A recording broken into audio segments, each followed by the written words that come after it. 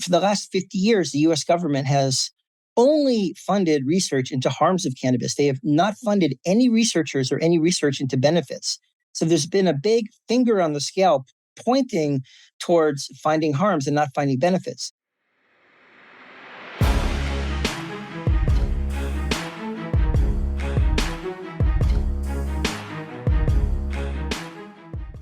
What's up, guys? Welcome back to another episode of The Dime. I'm Brian Fields, and with me, as always, is Kellen Finney. And this week, we've got a very special guest, Dr. Peter Grinspoon, primary care doctor at Mass General Hospital, instructor of medicine at Harvard, and author. Dr. Grinspoon, thanks for taking the time. How are you doing today? Doing great. Thank you so much for having me in your show. Awesome. I'm excited to dive in and hit a ton of topics. Kellen, how are you doing? I'm doing really well. I'm really excited to talk to Dr. Peter Grinspoon. I'm really excited to talk about cannabis and the medicinal side of it and just dive in. How are you, Brian? I'm excited. And obviously, we have to just get for the record, Dr. Grinspoon, your location, please. I'm in Boston, and it's an absolutely spectacular spring day in Boston. Everything is blooming. It couldn't be nicer. In the winter we freeze, in the summer we melt, but the spring is very nice, and the fall is very pretty. Yeah, I love it. I think it's best that we just kind of prevent the winter from ever happening here on the East Coast and let Kellen on the West Coast kind of take all I think those climate change is taking care of that, honestly. It's been very mild, the winters. I was pretty sure that wasn't real. That's what I was told. So, Dr. Grinspoon, for our listeners unfamiliar about you, can you give a little background about yourself? Well, primary care doctor, I've done that for 25 years. I had a little bit of an atypical path to medical school. I was a philosophy major and a religion and sociology minor at college. And then I spent 5 years working for Greenpeace on the anti-nuclear campaign. In the late 1980s and early 1990s, I got to travel around the world. I got to go to Chernobyl with a little Geiger counter. Then I went to medical school and residency, been a primary care doctor ever since. I've been involved in the cannabis issue my entire life for several reasons. The first of which, briefly, is that my brother Danny was a pioneering medical cannabis patient in the early 1970s, right when Nixon was gearing up his war on drugs. My parents illegally bought cannabis for him, and it vastly alleviated the symptoms he was suffering from chemotherapy.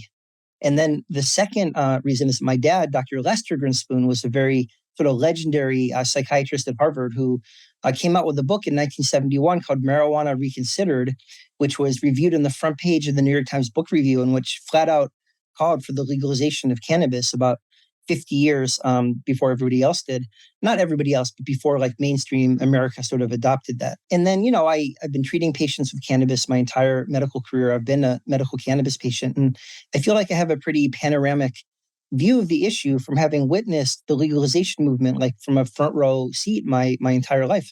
That's incredible. I can only imagine early on seeing some of the challenges and the differences, obviously seeing your dad get involved and then helping your brother. So talking about the openness of it, it must have been a topic that was always open in your household, but I'm guessing you saw it from a different perspective because not everyone else got to experience such an open conversation about cannabis and its benefits. What was really interesting is that our living room was always full of the most interesting, pro-social and influential academics and scholars. My dad was very social. We had all kinds of people the astronomer Carl Sagan or the poet Allen Ginsberg, all kinds of people. And they were having the most interesting, nonstop, motivating conversations about how to impact the problems in the world and about different academic and intellectual subjects. It was the most inspiring thing a kid could be possibly exposed to. Then I go to school and there'd be the DARE program, and they'd be cannabis, these the same old policemen waddle in every year and say cannabis makes you amotivational. And it was very confusing as a kid. And then as a teenager, I finally figured out that the DARE program was complete BS, and what I was learning at home was actually the truth. So as I went through a career in medicine, I was sort of immune to a lot of the nonsense that unfortunately they teach us in medical school about cannabis. I knew that it was a medicine, at least for one indication, because I saw my brother benefit. I mean, there's nothing more impactful than witnessing the alleviation of suffering in a family member, which is why 94% of Americans now support legal access to medical cannabis. So yeah, growing up just had a really huge impact on my career trajectory.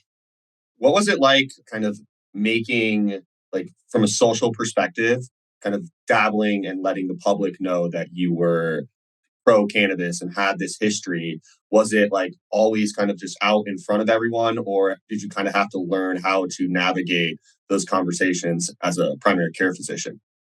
Well, I definitely had to learn how to navigate the conversations. So I'm a big believer in like meeting people where they are and trying to get along with them and come to some common understanding. I mean, certainly there are these still some like a few hardcore anti-cannabis psychiatrists that are still bunkered in the 1950s that probably like greatly disapprove of what I do. But I think most doctors are coming along in this issue, and the patients are so far ahead of the doctors. They've been nothing but curious and interested in medicinal cannabis. Of course, it isn't for everybody, and some people can't take it because of whatever psychosis or they get addicted to it or whatever. But for a lot of people, it's a great tool to have in your toolbox as a primary care doctor. And I think that's pretty increasingly every year accepted by both patients and doctors. Do you think conversations that are currently happening are very open and judgmental, or do you think it depends on where you are and depends on the doctor when those conversations are being had? Well, more of the conversations are being open. I mean, I think with like a 25-year-old, my conversations would always be pretty open. But now you have like an 80-year-old come in and sort of whisper, I'd like to try some medical marijuana for my arthritis. All my friends are trying it. And, they look like they want to draw the shades and they, as if a SWAT team's about to smash in. And no, it's unfortunate with all the stigma. They shouldn't be made to feel guilty or bad or that they're somehow doing anything wrong. So I think who I'm having normalized conversations with is greatly expanding as, for example, older Americans are embracing medical cannabis and are desperate, eager to learn more about it. Has that been one of the motivations for the book, is trying to get that message more broadly out there? Oh, there were many, many motivations for the book, but certainly that is one of them. I just think there's a lot of nonsense. Honestly, the anti side doesn't have a monopoly on the nonsense. There's nonsense on the pro side too. Are the extremes of both sides are both making claims that just aren't true. So what I really wanted to do is point out how dysfunctional it is that we have two different narratives about cannabis, depending on who a random person goes to, what doctor, lawyer, politician, business person, policymaker, social worker they go to, they can get that it's a benevolent wellness aid or that it's like this evil, dangerous narcotic. It sounds like two different plants grown on two different planets, nourished by two different suns. And I trace how we got to these two different belief systems. And then I go through each of the harms and each of the benefits and try to debunk and really solidify what we do know and very honest about what we don't know yet and try to come up with a sort of a middle path, not a middle path, but like what I truly think is like the most true take on each of these flashpoint issues on cannabis that hopefully we could all either agree with or at least live with so we can move forward without the acrimony of the last 50 years. So I think as we're emerging from, the pretty widely agreed upon failure of the war on drugs, we need to come together on cannabis. And it just doesn't work for us to have like these non-overlapping views of cannabis in different segments of our society. As far as you're aware, is there any other areas of medicine that have such wide disparities between pros and cons as cannabis? Well, I think in other drug policies, I mean, opiates, some of the conservatives are like, we're like, we shouldn't share needles, and now they're like, we don't want safe consumption sites or to give people Narcan. We don't want to support drug use. And I'm actually personally 15 years in opiate recovery. If you're going to use an opiate, if you're withdrawing, you're going to use an opiate. You don't care if the needle is safe or not. So I get harm reduction is an area that I think there's still a lot of, I think the drug related issues, because there's a lot of good science and there's a lot of evolution and progression in thought. Harm reduction is great. Less people will overdose on fentanyl, whereas a lot of people are still have these stigmatized views of addiction and of drugs and of drug users from the war on drugs. So I would say any drug issue has its polarization, but really cannabis seems to be a flashpoint for all of this. And I go into this a lot in my book. Is it just that it happened to be, the symbol of the 1960s, or is it something about the way the cannabis unlocks our thoughts and helps us be like mindful and interconnected and creative and think out of the box that governments hate and want to suppress? I mean, I talk a lot about what is it about cannabis that engendered all this controversy. What about for teens? Obviously, that's a hot flashing point where everyone's worried about that it's harmful for teens. And some of the research that's come out, some people have been pretty against it. What's your opinion on that?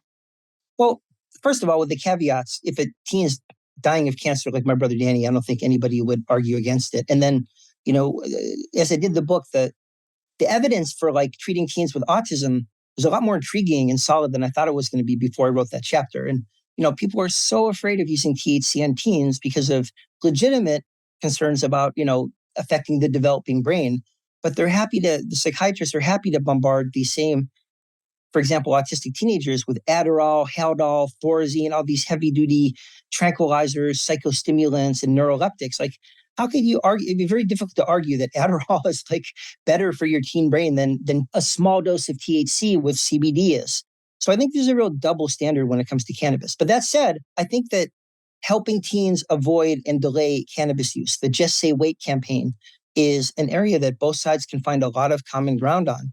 I think virtually everybody thinks that there's enough data that teens should refrain from using cannabis use. Now, of course, teens won't because they're programmed to take risks. And it's not a big secret that cannabis is interesting. So I think parents shouldn't like freak out if their teenagers try it, but really try to have a sensible conversation about what the harms are, and a reality-based conversation, not the DARE program where you try to scare them by saying things that aren't true and then they reject your entire message. I believe in telling teens the truth and just explaining, we're concerned about this. You have your whole life. Wait till I mean, people say 25, but no one's going to raise the drinking age to 25. Some people say 21. I think most of the harm gets done before age 18, and that a really good line in the sand would just be like, we don't accept this before age 18, and you just have to wait. But, again, the debate is not so much should teens use cannabis as how to talk about teens. Do you pretend that it isn't fun and interesting and lie to them? Or do you tell them the truth and say, this is difficult, but you just have to wait because it's really, really bad for you and you really don't want to hurt your brain? So there's kind of like two sides to cannabis, right? There's a recreational side where people consume it for enjoyment and pleasure, right? And then there's this whole medicinal side of the conversation as well. What do you think is the best way to kind of separate those two buckets and kind of help society move forward with those two very different topics? You know what I mean, or use That's cases, a if you little bit will. of a trick question. It's a great question, but it's a trick question because I talk about in my book how it can be a very illusory, sort of a fine line, a slippery line between recreational and medical use. There's some people that say all use is medical use. And I think of the time like I went to a Who concert outdoors at Fenway Park and shared a joint with my cousins. And it's like, that wasn't medical. That's using cannabis. It's not medical unless you define medical so broadly that like having fun is a medical use. That doesn't make any sense. So I don't agree that all use is medical. That is a recreational use. Some use is definitely purely medical, like my brother Danny barfing, chemotherapy, dying of leukemia. That's medical. I'll have a patient say that works as a construction worker and she'll be like really sore after, lifting heavy objects all day. And then she'll maybe take a puff or two after work. And then that'll like rejuvenate her muscles and sort of her frustration level from, having been at work all day. And then she'll be able to go out and do some activity like play ice hockey with her friends. Like, is that medical or is that recreational? Sort of both, right? It kind of fits in both. It's recreational, but it's also medical because it's healing the problem that was preventing the recreational. So I think a lot of the use is sort of somewhere along the continuum between medical and recreational. And then there is some instances of pure medical and pure recreational. Are there any findings from your book that when you were doing research that really surprised you that you were unaware of before kind of diving in? Absolutely. I was sort of aware, like surprised with how much we do know and also surprised with how much we don't know. For example, as I mentioned, alluded to before with autism, I was skeptical, but then I read all the literature and it's really suggestive. It's not definitive, but it's really suggestive that it can certainly help people, autistic kids, with some of the self-injurious and aggressive behavior, self-destructive behavior, CBD with a little bit of THC mixed in. Again, it's hard to argue that that's more dangerous than Adderall or Thorazine or Haldol or whatever these drugs they're giving these poor kids. So I was really surprised that for some of that. And then for some of the harms, like I thought that it was like a slam dunk that it was bad for teens. But a lot of the studies are like based on observational studies. Like these kids did more poorly on this IQ test. But then you read the limitations section of the study and it's like, well, we didn't factor out smoking, other drug use, like methamphetamine wouldn't affect it, other drug use, poverty, poor kids do worse on IQ tests than privileged kids. So a lot of the research was really, really biased. Again, for the last 50 years, the US government has only funded research into harms of cannabis. They have not funded any researchers or any research into benefits. So there's been a big finger on the scale pointing towards finding harms and not finding benefits. So I was surprised at how much we do know about some of the benefits. And I was surprised at how sort of still concerning, but not definitive the results were for some things like, teenage brain issues. I mean, certainly I don't advise the teenage use. I'm a very big believer in just say wait, because where there's smoke, there's often fire. But I saw that there was more smoke than fire. Do you think a lot of the reasons why the doctors are more keen on providing the Adderall versus cannabis is just based on the scientific studies behind it and the comfort level in prescribing that? Or do you think there's other nuances behind it? It's based on the scientific studies that were done and promoted. You had Pharma doing and promoting all these studies about Adderall, and the ones that showed that it was bad or didn't work, they just wouldn't publish. You don't have to publish a study. I mean, I think the laws were changing a little bit on that. And the ones that were published that showed Adderall helps ADHD were pumped directly into the brains of our nation's doctors. I mean, a lot of the medical societies are really compromised by pharmaceutical money. It's really hard to believe that there's a firewall between what they believe about these drugs, pro Adderall, anti-cannabis, and all the funding they get from pharmaceutical companies. Now, that said, Adderall is an extremely effective treatment for attention deficit hyperactivity disorder, critical medicine. There's a shortage of it right now, which is tragic and is harming a lot of people. It's not bashing on Adderall. I'm just making the point that the studies of cannabis, the only ones that doctors got and get to this day are the ones about harm. Most of the studies done were looking for harm. And then there's another thing called publication bias, where if you find a harm, it gets in all the newspapers, CNN, marijuana causes your leg to fall off. Whereas there's no headline, marijuana doesn't cause your leg to fall off, because that's boring. That's also true with the benefits. Marijuana cures pain, gets on all the headlines. This study showed that marijuana didn't cure this particular type of pain in this particular dose. That's a boring headline. So something called publication bias also affects doctors. What they get fed really impacts what they think and do. And like the physiological interaction of Adderall with like the human body is taught, right? It's really well known in medical school. You probably take a test on how the molecule Adderall interacts with your body. That's not taught, though, about cannabis, correct? Like the endocannabinoid system isn't taught in medical school. Do you think that contributes to a lot of doctors' hesitancy, kind of prescribing it and working with the cannabis plant? Yeah, well, first of all, what they've taught us historically in medical school is like nonsense. I mean, it was like warmed over drug war nonsense. Like I was in medical school in the mid 1990s. Like I couldn't believe what they were teaching us, even at a good medical school, like complete nonsense. I think it's getting a little bit better because no one really gets away with sperm damage, brain damage, throw breasts, all that stuff. But it is really tragic that the endocannabinoid system is not taught in medical schools. It's currently taught in 13% of medical schools. And, that's growing, but it's taught more in Europe and in other places. It's currently taught in 13% of medical schools. And, that's really nuts. Whether you're pro, anti, or neutral about cannabis, how could you not want to insist on understanding the endocannabinoid system? I mean, the endocannabinoid system is central system of neurons and neurotransmitters that we all have. They're very ancient. It's like 500 million years old. Humans have only been using cannabis for 5,000 years. The endocannabinoid system far predates humans. It just happens to be the receptor system that cannabis sort of bootstraps to work its effects.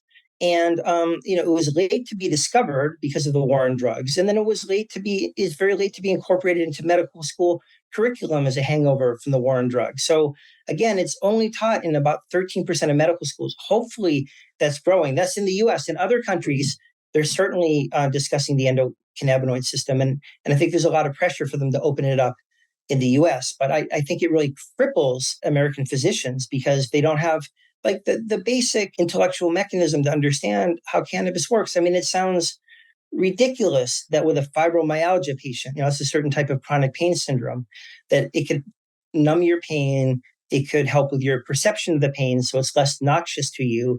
It can help with your anxiety about the pain. It could help your sleep, and it could help your quality of life. It could do like 5 different things. And it just sounds like magical thinking until you understand how central the endocannabinoid system is, that it controls memory, learning, fear extinction, temperature, reproduction, appetite, temperature. And once you understand the endocannabinoid system, what cannabis does, both in terms of benefits and harms, and what it can't do, make much more sense. So we urgently need to be teaching this in medical schools. How do we go from 13% to 90%? Is it federal legalization or something else? Well, federal legalization would really help, but I just think there has to be a lot of pressure on the medical schools. And I think there is. I think there's a lot of public outcry. I mean, I think there's a lot of pressure on doctors right now.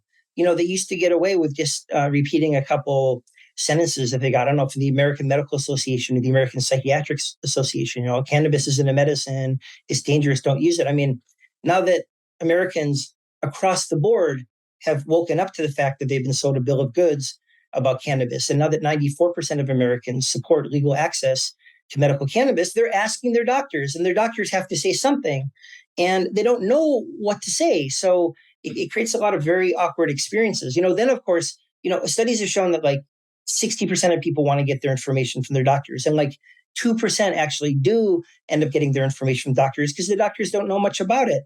Then they end up getting their information from the bud tenders, which is equally inappropriate because bud tenders, really nice people, know a ton about cannabis, but they're not medically trained. Of course, they shouldn't be giving medical advice. But then the doctors criticize the fact that the bud tenders are giving them information, but the patients wanted to go to their doctors first and the doctors couldn't help them. So it's just a mess all around if doctors and nurses and physician assistants and all the healthcare providers aren't up to date and educated on all about cannabis, the good and the bad. Do you think one of the challenges is the fact that modern medicine is used to working with a single compound and cannabis is a variety, and big pharma is unlikely to sponsor some of these trials in order to help some of that research come forward? Absolutely. I mean, that's a very complicated topic. Cannabis has about 500 different molecules in it. It's a complicated plant, many of which are psychoactive, which is why different types of cannabis strains, or we call them chemovars, some make you like relaxed, stuck to the sofa, listening to the Grateful Dead. Others make you want to go out and interact and talk to people or clean your house or like whatever, or in my case, write a book. So it affects people differently. And, I don't even think the FDA has a pathway for approval of a botanical medicine.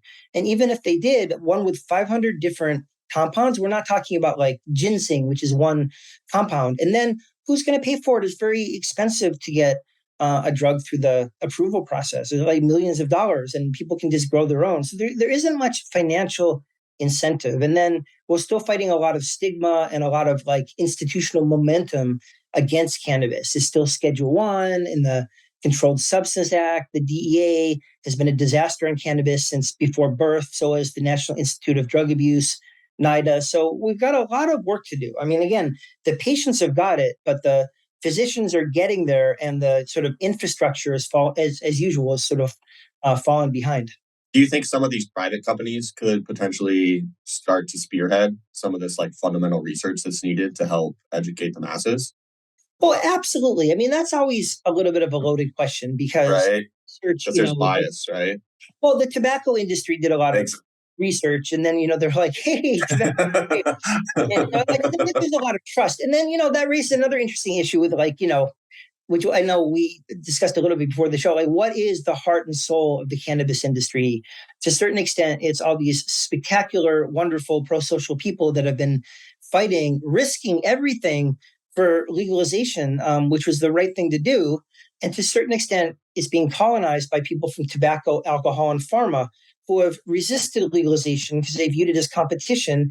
And now that they're losing the legalization battle, they're having a, well, if we can't beat them, let's join them attitude. And they're sort of joining a lot of these companies and sort of taking over, which is why, the prohibitionists are like big marijuana this, big marijuana that. But the cannabis industry is actually a very complicated mixture of like sort of really lame people from the tobacco and alcohol industries, people from the pharma industry, some of which are like great people and others just want to make a buck like everybody else, and these really great people from the cannabis industry. So it's a really heterogeneous group, and it's very difficult to kind of generalize about like the cannabis industry or big marijuana or whatever they call it. But I just don't think there's a lot of trust from any industry. I mean, look what alcohol did. They managed to get people to think that drinking red wine was good for you. And now we know that up to 3 drinks a week can cause cancer. I mean, they snowed everybody. So I think they could, but there's a big trust barrier that would be very difficult to overcome with good reason, historically. My mom loves that red wine fact. I've tried to get alcoholic patients to stop drinking, and they've said, I'm worried about my good cholesterol. It's like, you lost your dog, you lost your wife, you lost your car, you have blackouts, 3 times a week, your liver's dying, and you're worried about your good cholesterol. I mean, it's really amazing how much they snowed people on that. Yeah, for sure. One of the things I think is most important is the public's perception of cannabis. And I think with influential people like Andrew Human coming on and speaking about cannabis, more so on the harms, I think that's challenging for a lot. So I'd love to get your perspective on what he said on the psychosis and high THC and some of the potential harmful side effects of it. Right. Well, first of all, I thought he made a good faith effort to be two-sided on this podcast. And he really did make disclaimers. Like, I'm not trying to demonize anybody or demonize this. And he did talk about his concerns with psychosis and the teen brain and so forth in high doses. I thought there are a lot of inaccuracies in this podcast, but I think any specialist in any field that listens to a generalist do a podcast probably is afflicted by the same thing. He has a podcast on bipolar, which sounds interesting. I'm interested in bipolar and I'm going to listen to it one day. I'm a little bit skeptical because I know that some of the cannabis stuff wasn't true. So I'm feeling like, how do I know what's true in the bipolar podcast or not?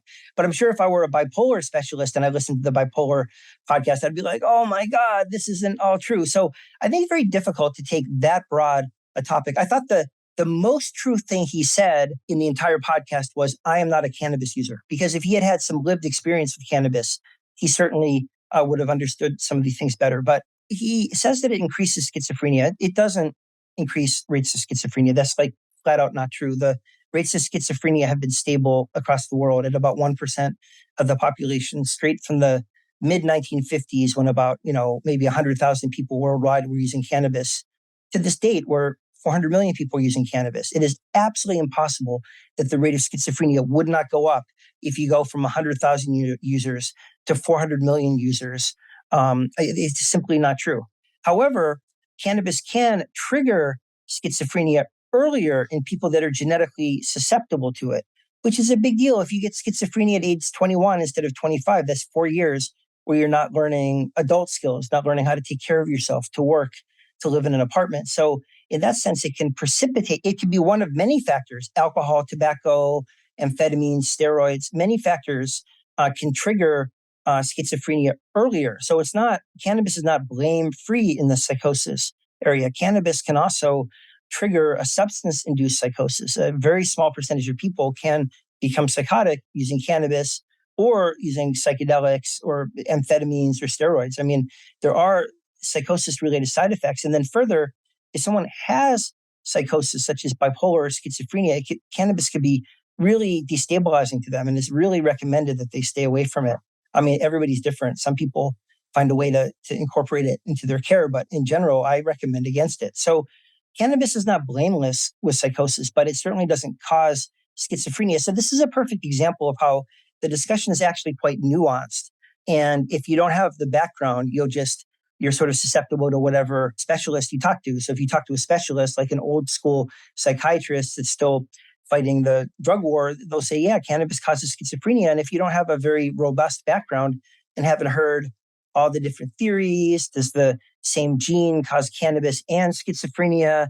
Does the people who are prone to schizophrenia have a attraction to cannabis because they're self-treating their symptoms? Or does the cannabis trigger the schizophrenia? There are all these different theories. It's a nuanced discussion, and it's very hard for someone to take 50 years of thousands of researchers and sort of summarize it in a way that's going to be 100% accurate.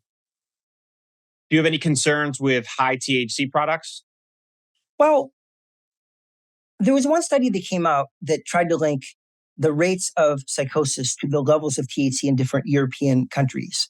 And I just savaged the study. It was the most ridiculous study I've ever seen. I 10 different points against it. For example, they say 50% of the cases of psychosis in London and Amsterdam would be avoided if people didn't use high THC cannabis, which they described as greater than 10% that the police confiscated. I mean, high THC, 10% is like, if you could find THC that's 10% in this country, you wouldn't consider that high. You'd be like, why is there only 10% THC? So it was a ridiculous study.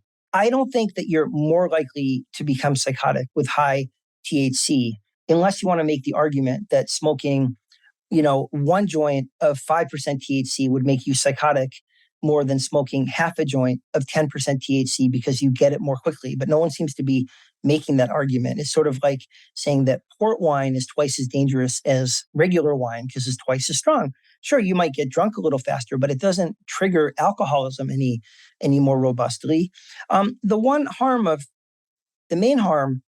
Two main harms of very high THC are: one, it's very easy to overconsume. I'm the one at the parties who people say, is there a doctor in the house?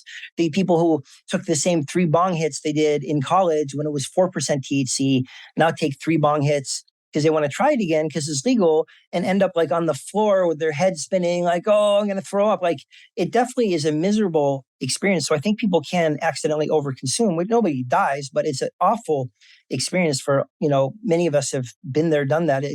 People go to Amsterdam and take space cakes and like hide in their closet for 2 days. Like, it's really not fun if you take too much cannabis. And that's the main thing. I do have some concerns. I mean, people argue, the prohibitionists argue that the concentrates are dangerous because they're so potent. The cannabis advocates argue, well, we've always had hashish for hundreds or thousands of years, and that's the concentrate. But, you think of these teens and like, when I was a teenager, I mean, I did start smoking at age 13. I don't recommend that for teenagers. We didn't know as much about that back then. And of course, at age 13, I didn't care. But, we'd smoke a puff or two of like 4% THC. Now, these teens have access to these easily concealable vape pens with like 80% THC. And you do sort of worry that they're like blasting their brains out. So I do have some reservations. I'm not arguing to make them illegal because all that does is put it on the illicit market. And then the teens end up with the same vape, except who knows what the heck is in it. It's like going to cause E-Valley lung syndrome. So I'm not a big believer in criminalizing these things. I think we need to educate and regulate. But I am a little bit worried about sort of the like teens blasting their brains out with like super high THC. So it's not that I have no reservations about the high THC concentrates, but I just don't think they necessarily contribute to psychosis. The last point is that, as my dad always used to point out, as I mentioned, he was a cannabis specialist. And as any cannabis user on earth knows, and as people that don't use cannabis don't know, and that's why, as I mentioned very early, I think lived experience is a very important part of understanding the cannabis experience. People titrate to their own level of comfort. So nobody wants to take more because they get anxious and uncomfortable. So if you get some and it's too strong, the next time you just take one puff. So I really think that fear is a little bit overblown, particularly because people tend to titrate to their own level of comfort and enjoyment. So the dose is in the poison, or the poison is in the dose, right? And so do you think Drugs. yeah, for all drugs, for sure. And so do you think that, like, so with alcohol, right, you can't go buy 100% ethanol as a consumer, right? Like, you can get moonshine, which is close, but it doesn't really sell that well. To make it Yeah, Everclear. Yeah. like, But drink it. It's disgusting. And like, why would you drink Everclear as opposed to drinking twice as much vodka? so do you think that like a cap on THC products for recreational purposes is like a potential approach to regulating the exposure that people are going to have to high THC products? I think we need much better education and much better labeling. I remember speaking to a bunch of addiction psychiatrists at a dispensary. It was a really fun event. And they had a candy bar which had 1,100 milligrams. Each piece had 110 milligrams. Like, if I take 10 milligrams, I'm good. If I took 110 milligrams, one square of chocolate, I'd be like, I'd have a horrible experience. And if I ate the whole chocolate bar, I might even end up in the hospital. And the THC, you needed like an electron microscope to see infused with THC. It was written really small. And you hear all these stories of someone eats part of a chocolate bar and puts it in the fridge because they don't want to waste it. And then someone else doesn't see the wrapping, or there isn't any wrapping. They eat it and they have this an awful experience. And they could drive and they could crash into people. So I really think that the labeling is critical. But I don't think THC caps work at all. Because again, people titrate to their own level of comfort. If you criminalize certain levels of THC, they're just going to end up more dangerous on the illicit market. And then finally, if a medical patient, many of my medical patients are elderly, or they're veterans, or they're just impoverished patients. I work as a primary care doctor in an inner city clinic. It just makes it twice as expensive. You have to buy twice as much of the 10% cannabis as you would the 20% cannabis. Maybe it would cost a little less, but generally it makes it more expensive for people. And then that will drive them to the illicit market. So I don't think the THC caps work at all. Maybe some attention could be given to the very high end of the concentrates, just to rein them in within reason, not enough so that it goes immediately to the illicit market. But beyond that, I'm not a believer in THC caps for the reasons I just described. If someone does have overconsumption, is there certain things that they can do in order to help regulate their body, or is it just kind of like wait it out and hope for the best? Well, certainly wait it out and hope for the best. Sitting in a quiet place, talking to friends. Any food or things you can consume in order to help kind of lower that feeling? Well, people say that consuming CBD, it changes the shape of the cannabis receptor, and that could make it bind less tightly, and that CBD can mitigate some of the effects of THC. I don't think that's been well proven. I think it's worth trying. Other studies have shown that THC can increase the serum levels of the THC because they compete for liver enzymes in exactly the same way that grapefruit juice does. It just uses up the liver enzymes. But I think some people believe in using CBD, but I don't really think there's a good antidote just yet. Now, I do want to say that if like your heartbeat's going at 200 beats per minute, or if you're having a full-blown anxiety panic attack, like if you ate that 1100 milligram candy bar, or if you're having chest pain, then you should call 911. I think most of these episodes can just be addressed with like calm reassurance and waiting it out. But if you, for example, happen to have taken an accidental overdose with a really strong edible, that could actually be in a medical emergency. And, better safe than sorry. Get some, again, nobody's died, but cannabis can trigger arrhythmias, especially if you take too high a dose.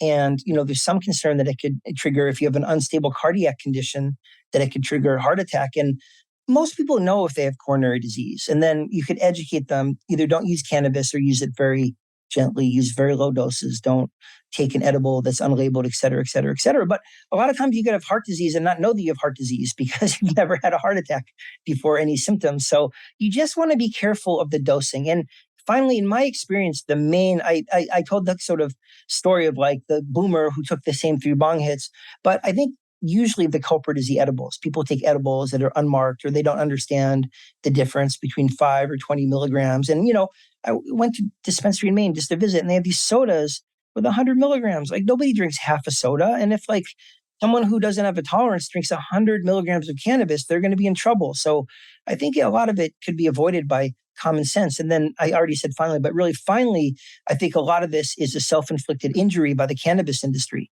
They're getting all this bad press about pediatric overdoses. And if you just have a bag of gummies that looks to a 4-year-old like a yummy bag of gummies, like the job of the 4-year-old is to eat all the gummies. And like the 4-year-old is not going to read or understand the THC warning to the extent there even is a good THC warning. So I think we're playing by fire, just making it into chocolates, into gummies in the first place. What about driving while high? Obviously, your book kind of expands on that, but I'd like to get your perspective on A, how do we regulate that with everyone having different tolerances? And B, do you see that being a current issue? And if not, will that be one in the future?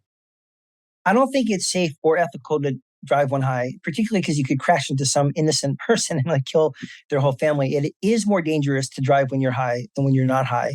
The studies have shown that like people feel like after a couple hours of smoking, they could drive, but that the deficits in the driving lab can last like 3 to 4 hours, not just 1 to 2 hours. So you actually feel like you could drive before you actually can drive.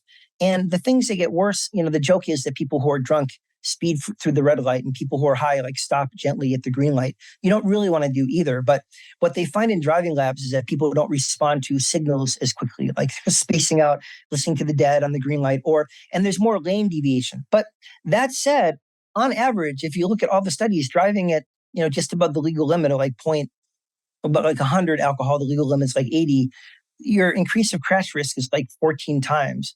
And driving high, all things considered, is about 1 to 2 times more dangerous than driving non-stoned, which is about exactly as much as Benadryl or the opiates we are all allowed to take, or the gabapentinoids for pain, or the antihistamine, I mentioned Benadryl, or the benzodiazepines, the Valium, the Klonopin. A million prescription medications impair you in the same way as cannabis does. So the question is, why are we having such a strict double standard against cannabis?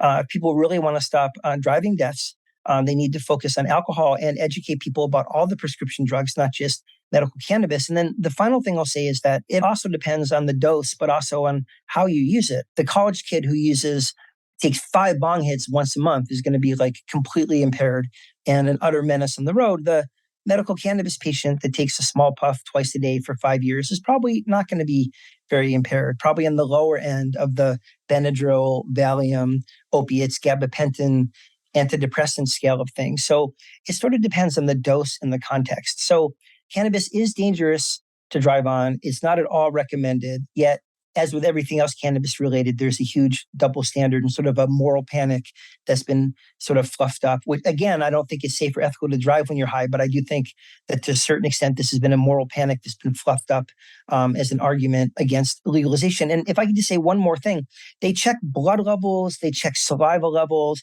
None of that stuff works at all. It literally doesn't work because a medical patient who uses it every day could have very high levels and not be impaired at all. And someone who hasn't used it in 6 months, who took an edible 4 hours ago, could be completely zonked out, utterly unsafe to drive, and not have high levels. The drug recognition experts don't work at all. If you're Black or Hispanic, you're impaired. I mean, it's a disaster. So I just don't think that we can police it now. I think it would be great if we came up with something to police it. But again, a lot of it comes to common sense and education. And of course, you police the person who's like weaving down the road, but you have to ask yourself, do you really want to arrest the modest medical cannabis user who's not impaired at all? And, similar to a person who took an opiate the night before for their back pain. I was just going to make that point. It's that medical patients tend to have like a higher baseline level of THC in their blood. So right now, I don't know what the exact measurement is, but you can get a DUI for driving high, and it's tied to blood levels, correct? Like 5 nanograms per milliliter or something. Per deciliter, right? Yeah. Totally. So, I mean, in your mind, is there a way that we are going to be able to police this at all with like a standard like measurement device as BAC or something like that? Do you think that that's the way that it's going to be policed? Because like if an officer is making a judgment call if someone is impaired or not, they're going to need some sort of number to tie that to numerically, right? I absolutely agree. I mean, if you have a certain level, that means you've used cannabis within the last 3 weeks. It doesn't mean that you're impaired. So they can't use it. But everybody's looking for this. This is like the holy grail because it's a huge industry. Certainly, if a police officer pulls over someone who's like blatantly impaired, you want to figure out what they're impaired on and how impaired. And they're looking at saliva tests, at drug tests, at like sweat tests, at urine tests. And they just haven't got there yet, either with the biological testing or with the drug recognition experts. I mean, I sort of half jokingly in my book suggest they should just get some cannabis users to, help with the drug recognition. I mean, the police officers don't know anything about cannabis. How would they have any idea if you're stoned or not? And it's sort of a coin toss. They're wrong about a third of the time. And, they have false positives at least 10% of the time, which means an innocent person is going to prison, and they have false negatives, like they miss it like 33% of the time. And it begs the question that if like a third of the time a police officer is evaluating you, you're high, you're nervous, and they miss it, how impaired could you possibly be? So I just don't think we're anywhere near solving this one. And you just have to read the newspaper headlines really skeptically because people puff up their discoveries. And then you read in the limitations section of the studies, well, we actually missed 99.9% of the cases. But, the headline always makes it sound better than it is. You have to read the studies for yourself. Yeah, I don't know how many people do that. I think the headline is really what people like to take away, especially in today's day and age. So let's slightly switch gears. Cannabis for pregnant women. In your experience or in some of your research, have you found it to be safe or something that people should stay away from? Well, keep in mind that my other hat is a primary care doctor. And as involved in the cannabis legalization movement as I've been my entire life, I'm still like so cautious about giving anything that could be potentially harmful to a pregnant woman. And we don't know the cannabis is safe. It's very hard to prove. You can't study it on pregnant women.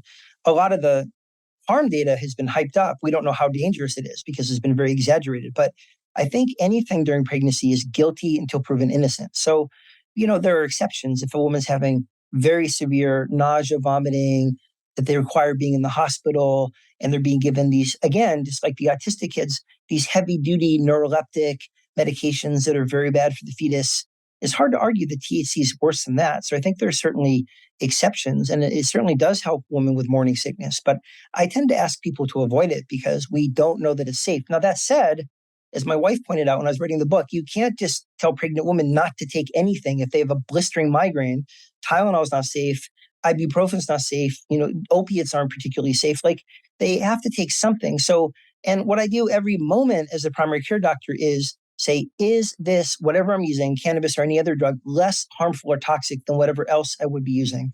And we just need to have more neutral, unbiased studies about cannabis to try to get a gauge of how harmful or blameless it is, so we know whether it should be a tool with pregnant women. But at this point, we don't know enough to recommend it. Do you think that the form factor will significantly affect how safe cannabis really is? The form factor. So if you're smoking it versus eating it, right? Oh, probably not. It's probably just about the THC. I mean, can it affect the placenta? Can it enter the placenta more quickly? Can it enter the breast milk more quickly as the serum levels rise more quickly? Certainly. But I think it's all going to come down to, with the fetus and then with the newborn, the endocannabinoid system is like critical to everything, every process. And you have this newly forming, very vulnerable endocannabinoid system. And the question is, these extra doses that we use when we smoke or take an edible, these super physiological doses are like huge doses. They sort of take over the endocannabinoid system. And we just don't know what using these huge doses of cannabinoids do to the developing endocannabinoid system. It might not do anything harmful, or it could be really, really bad. We don't know yet. And again, from the perspective of a primary care doctor, sort of anything is guilty until proven innocent, with the understanding that if someone's suffering, they need to take something. So I have a question. When you smoke cannabis, the molecule THC is going into your blood. When you eat cannabis, it's processed by your liver into 11-hydroxy, right? So is there different pharmacokinetics associated with those different APIs or those different molecules in the blood? That's part of why it lasts longer when you take an edible. You smoke, it lasts a couple hours. You shouldn't drive for 4 hours. But, you go on with your day, you take an edible, it can last for like 6, 8, 12 hours. And also it takes longer to kick in. So it's definitely metabolized very differently. And also the quality of the high, and ultimately the quality of some of the medicinal effects, as we're going to, once we start actually studying benefits and not just harms, might be very different. People describe the edible version of getting high as more like psychedelic and spacey, and it can be more stressful for some people. It might be dose related. So it affects the quality of the high, the quality of the experience, the metabolism, the timing of onset and offset. And I think it very well in the future, we might discover it to have different medical uses. I want to read a quote from your book and then get your opinion. Cannabis was widely embraced by medical institutions between 1840 and 1900, as more than 100 papers were published in the Western medical literature recommending its clinical use for various ailments. How many average people do you think would know that? I would say, if I'm just going to guess, pull something out of my rear end, I would guess a fifth, because a fifth of Americans seem to be like very diehard cannabis enthusiasts, and they would know a lot about the history. I mean, anybody who read my dad's book, Marijuana Reconsidered, in 1971, which I mentioned at the very beginning, which was reviewed on the front page of the New York Times Book Review and was a bestseller, like would know that. And I think it's a very common part of like cannabis lore. I think your average American that's just grown up under like the last 50 years of drug war nonsense would have no idea that we're not actually legalizing cannabis, we're re-legalizing it, and it went really well. And it's really interesting. We re-legalized alcohol after 11 years. There was still the infrastructure. There were still people remembered, the same generation remembered going to the package store and buying some beer. Now it's like several generations later, and a lot of institutional knowledge, a lot of the knowledge that physicians used to have has been lost about cannabis. So there are just a lot of things that people are rediscovering, and they're like, wow, I didn't know it was legal in the US. I mean, it's really kind of fun to watch people relearn this stuff. Yeah, it was really powerful when I saw that. I was shocked to see like how many people probably would believe that. Let's do a quick rapid fire. True or false? Cannabis stunts brain growth. False, unless potentially you're a teenager with heavy use before the age of 18. It could potentially have a negative effect on the brain. Though, honestly, stunts brain growth is a little bit too general. It does very specific things that they're worried about impulsivity and a certain part of the brain called the prefrontal cortex. So I would say no, but. True or false? Today's marijuana is not just a plant, it's genetically modified, potent, and contains toxins. Every crop that we have is genetically modified. We've been breeding them for thousands of years. So like that's a straw man argument. You couldn't possibly find a plant anywhere that we eat that hasn't been genetically modified. And honestly, if you buy it legally, the pesticides are tested for The fertilizers, they only use fertilizers that are allowed. There are no heavy metals. There's no fungus. So ironically, if you're concerned about that, legalization is like by far the safest way to go, so that the cannabis people using is safe, monitored, and regulated. True or false? Genetically engineered marijuana may cause mass shootings. Well, the word may, as a philosophy major, like, I guess may, if you get stoned, burn your finger, drop the gun, it goes off accidentally and kills 8 people. Sure, but generally speaking, cannabis has not been associated with violence. That was the whole Alex Berenson thing. I debated him at Yale Law School. It was a bloodbath. And believe me, I wasn't the one covered with blood. He was trying to argue that cannabis causes psychosis, which causes people to be violent. Now, he's just exploiting stereotypes against the mentally ill. People who suffer from psychosis are far more often to be victims of violence. They're really persecuted and need empathy and compassion, not to be targeted. I think that there's been no consistent link whatsoever to cannabis and violence. So I couldn't possibly push back against that claim more strongly. True or false? Cannabis is addictive. Cannabis can be addictive. I think it's particularly addictive to teens who learn to treat their boredom, anxiety, anger, loneliness with a drug that makes you feel better than to self-soothe. They don't learn like normal coping skills if they use too much cannabis. So I think it can be addictive. It's also reinforcing. It makes people feel good. Anything that's reinforcing can be addictive. However, the rates of addiction have been greatly exaggerated because the ways in which we describe it, the psychiatrists, for some reason, have been in control of this. I guess they have been dealing with a lot of the cannabis addiction. They include tolerance and withdrawal. Now, we don't include tolerance and withdrawal when we prescribe opiates, when we try to determine if someone's addicted, because everybody who's on medicinal opiates has tolerance and withdrawal. They'd all be addicted. So I think the way we define addiction ropes in unnecessarily and pathologizes many of the medical cannabis users, which is doing them a great harm. So I think cannabis can be addictive for teens and for adults, but it's not nearly as addictive as it's been claimed to be. So it's sort of like true, but very exaggerated. True or false? Marijuana more than doubles the risk of developing opioid use disorder or initiating non-medical prescription opioid use. False. The gateway theory of drug use was a complete fever dream of the war on drugs. Unfortunately, a lot of doctors and psychiatrists still cite this.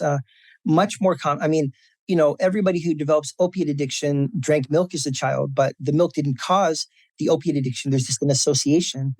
Cannabis is thought much more these days to be a gateway off of addiction, off of opiate addiction, off of alcohol addiction, as opposed to a gateway onto addiction. So I 100% flat out disagree with that statement.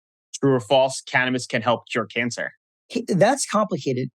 Cannabis has not been shown to help cure or treat cancer in humans. There's very intriguing laboratory, cell, and animal data.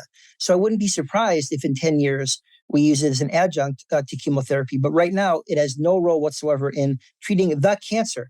Cannabis is incredibly helpful in treating the symptoms of cancer, the anxiety, the pain, the insomnia, the lack of appetite, the nausea. So cannabis is critical in cancer care. It's hard to find an oncologist that isn't a supporter of medical cannabis. But at the same time, the cannabis does not treat the cancer. And I sort of strongly disagree with these Rick Simpson oil advocates. I mean, they're harming people to the extent that people will use that instead of going to an oncologist. We're much better at treating cancer than we used to be. Even 25 years ago, when I was in medical school, I have patients that have had lung cancer that are alive 20 years later. Used to be dead in a year or two.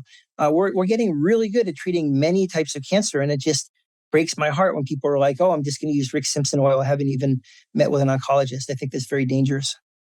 What is one fact or statistic about cannabis that would surprise others to learn? There's so many. Well, I think it's interesting that the first time people use it, a lot of times they don't get high and people don't really understand why that's the case. My dad had a theory that sort of the brain receptors had to be kindled. But I remember as a teenager, we'd smoke and smoke and smoke and be like, are we high yet? Am I high? And a lot of people experience that the first time that they use cannabis. And believe me, if you're high, you know it, especially the first time because you're not used to it. But so I think it's a really interesting fact that the first time you use it, a lot of times nothing happens. When you got started in the cannabis industry, what did you get right? And most importantly, what did you get wrong? Well, I was lucky to get a lot of things right because I learned from the best. I learned from my dad. He was my mentor for my entire life. And he was like the world leading expert on it, like since 1971. I was born in 1966. So for my entire adult and childhood life, I've had like the world's best mentor.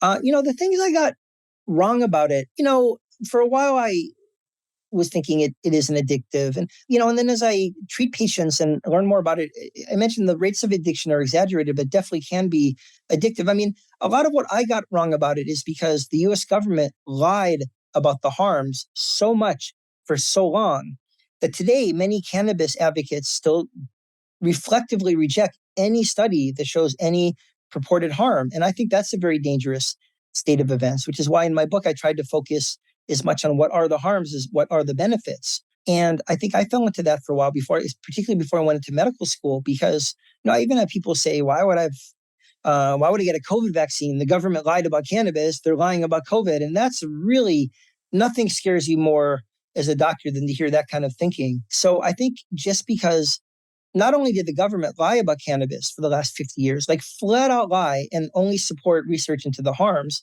there wasn't a very fine line between what the government was saying about cannabis and what the medical community was saying. There was very little thinking for yourselves on the issue. My dad was able to do it. Dr. Andy Weil was, Norman Zinber. A lot of doctors were able to, but many doctors didn't. They just bought the party line.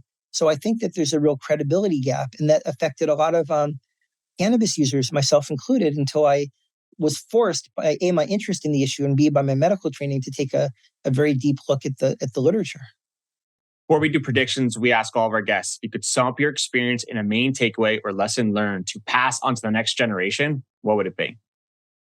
Be humble and learn things with an open mind, because a lot of the stuff is more complicated than the little sound bites that we get. So I'd say humility is an important part, and to be open to the fact I might have been wrong about that. I want to rethink that. Be willing to rethink things, because you could either get your back up against the wall and say, nope, I'm sure of X, or you could say, well, your whole life, is X true or is X not true? I don't have on cannabis, I say very early in the book, I don't have a monopoly on the truth, and a lot of this stuff's really complicated. So I think humility is like the most important factor. All right, prediction time. Dr. Grinspoon, what specific topics in cannabis is no one talking about now that historians will study in the future? The ways, just like psychedelics, and cannabis is a psychedelic, that cannabis can help with insight, motivation, understanding yourself, mindfulness, connecting with other people, and the vast potential cannabis has in therapy, in psychotherapy, that we literally have just ignored because the psychiatrists have been programmed to be so anti-cannabis. Well said. Kellen? I agree. I think that in 100 years, we'll look back and realize how important plants have been to like human consciousness. Amen to that. Right. What do you think, Brian? I don't know. I thought about this. It's your question. But as I've said, I was allowed to say that. but as I've said before, I don't think about an answer because I don't think that's fair for the others. I think the entourage effect, the endocannabinoid system, I think there's still so much to learn that it's hard to imagine what historians will look back on and pinpoint specifically on how critical it was. Dr. Grinspoon, you breaking down on the endocannabinoid system and how critical it is for human beings, and the fact that it's not studied in medical school, continues to just alarm me at a high rate. I mean, how can you make accurate recommendations when we're not even sure how it works? I think we'll unlock different areas and be surprised and shocked on what these findings have, which hopefully can influence medicine in a variety of different ways, plant medicine being one at the core. Absolutely. So Dr. Grinspoon, for those who want to get in touch, they want to read the book, where can they find you? Well, the book comes out on 4/20, and it's going to be in all bookstores. You can find it on Amazon or Barnes & Noble or Bookseller. And the easiest way to get in contact with me or to find the book or all these great events, like dozens of great events, is to check out my website, which is just www.petergrinspoon.com. And Grinspoon spelled grin like smile, spoon like fork. So it's www.petergrinspoon.com. And you can get the book, you can read about the book, you can see all the fun events, you can see a lot of media hits. It's a fun website. There's someone really with an artistic sense who designs it. Yeah, it is great stuff. I really appreciate the conversation. We'll link it up on the show notes so everyone can find it. Thanks for taking the time. Thank you guys so much. I really enjoyed our conversation. Thank you.